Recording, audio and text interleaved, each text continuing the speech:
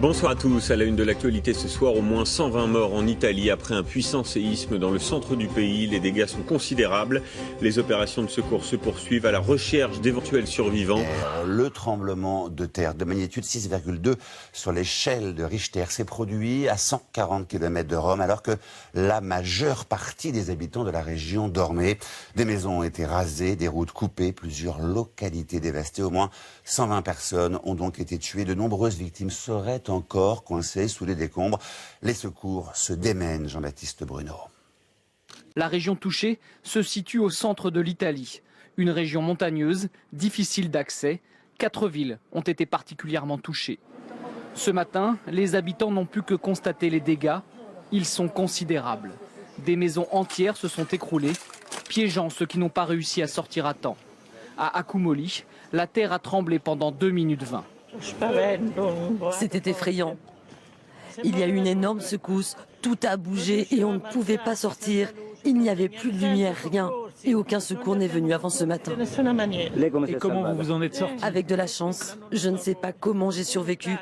Beaucoup n'ont pas pu sortir. Dans un appartement de cette rue, il y a encore un père, une mère et 2 enfants. L'un âgé de 8 mois et l'autre de 2 ans.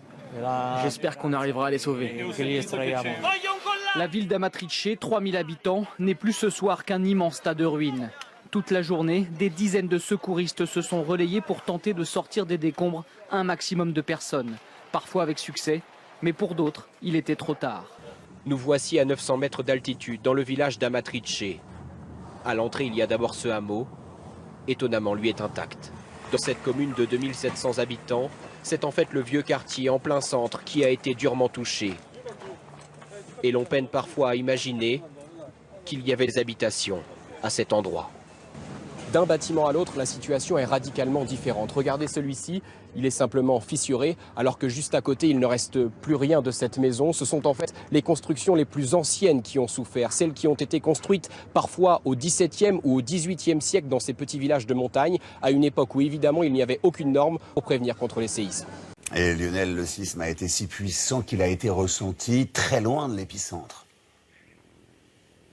Oui, il a été ressenti dans une grande partie du centre de l'Italie et notamment dans la ville de L'Aquila, à une quarantaine de kilomètres d'ici. Et on a pu le voir sur des images de surveillance, notamment de vidéosurveillance. On a pu constater l'importance de la secousse, L'Aquila, qui reste traumatisée par le tremblement de terre de 2009. On a ressenti aussi cette secousse à Rome, la capitale, qui est pourtant à 140 kilomètres d'ici. Ce n'était pas des petites secousses, puisque beaucoup d'habitants nous ont raconté qu'ils sont sortis dans la rue à 3h30 du matin. Ils ont eu très peur et ce n'est pas fait pour rassurer les Italiens puisque les sismologues craignent une nouvelle très grosse secousse dans les prochaines heures. Il y a tout juste 10 minutes, là on a pu d'ailleurs ressentir une secousse, mais cette fois légère.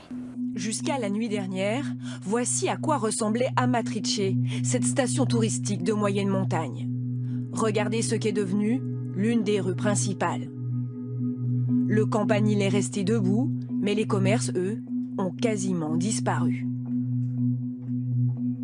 Avant, après, partout le contraste est saisissant. À l'entrée de la ville, ce bâtiment au volet vert n'est plus que l'ombre de lui-même.